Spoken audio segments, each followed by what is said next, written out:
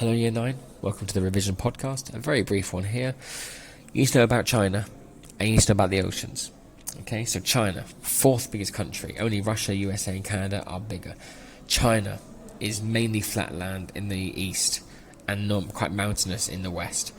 It has a desert, the Gobi Desert is the biggest one. It has a river, the Yangtze River is the biggest one. It has quite a lot of mountains, but it also has deserts. It has different climates because it's so big. Okay, so know where the different climates are. Know some facts about its human geography. Know the capital is Beijing. Know the leader is Xi Jinping. Know that the population is like 1.4 billion. Make sure you know about the provinces and different provinces areas. Some are populated, some are not. So make sure you know some examples of both. You know about Hong Kong and Macau as a special regions with their own economy. Make sure you know about the ethnic groups. 56 ethnic groups. The Han being the biggest one. Make sure you know about the languages of China. English is spoken, yes, but the main one is Mandarin. Cantonese is second, but Mandarin is the most spoken language in China.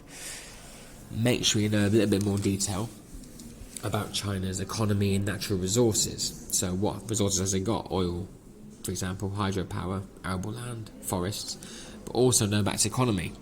Most things are made in China for a reason. It's a really, really big manufacturing area. Not just for that, but also for farming. The amount of fertile plains and river valleys means a lot of food can be grown too. A lot of mineral extraction. So there's a lot of industry in China. And this is good, but however, people are obviously in poverty in some areas, normally in rural ones, countryside areas. This is because not the resources, the money are evenly distributed. They're not. It's uneven, it's unequal. Some places are at a more geographical disadvantage because it's hard to build things and develop areas in deserts and mountainous areas. If you live there, it's harder to get to. This means people end up moving to the cities.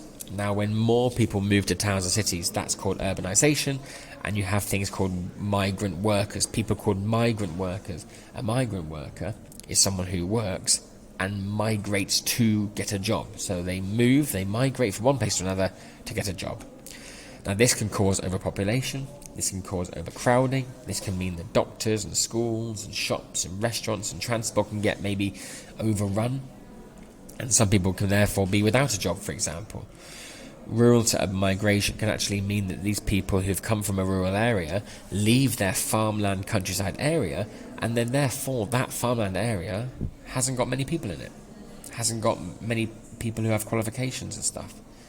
So in terms of environmental problems of China, it has desertification, it has expansion of deserts, it has soil erosion, it has water scarcity, it has an uneven distribution of water. One thing they're going to try and tackle here is the Great Green Wall. The Great Green Wall is where they planted trees along a belt in China to try and increase the amount of plants and soil structure and therefore reduce desertification. And then you have to revise oceans too. So you need to know about oceans, not just about China. So the oceans sizes, the Pacific Ocean is the biggest, Atlantic second, Indian's third, Southern's fourth, and the Arctic is the smallest ocean. And then look at what a channel is. So a channel is naturally formed water passage between two land masses, whereas a canal is a man-made waterway. So a channel is natural, and a canal is basically on the way to an ocean. It's made by people. Okay, we then need to look at the structure of the ocean. So look at what a continental shelf is. Look at what a continental slope, continental rise is. What's an abyssal plain? What's a mid-ocean ridge? What's an ocean trench? Look at your diagrams you drew and work that out. Look at the ocean functions. So what do they do? So they absorb CO2, so they control the climate. They also produce oxygen from marine plants like phytoplankton. They also provide a food supply for people through fish. And they also make transport and trade possible. Because obviously people can go around the ocean on boats, taking goods with them, or just simply travelling. And you need to make sure you know what the global conveyor belt is. So this is a worldwide system of deep water and surface currents that basically circulate water around the ocean. It's a conveyor. It takes it around like your suitcase does in an airport. Okay. What it does is it moves warm water towards the poles and cold water towards the equator, helping control global climate. It distributes heat and nutrients and gases across the planet.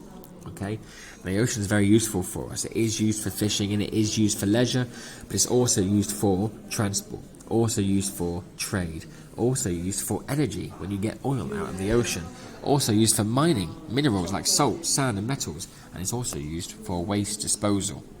Not a great one, but this is where waste still goes, into the oceans from our domestic use. I hope this helps. Please keep revising, use everything on Moodle. I'll see you soon.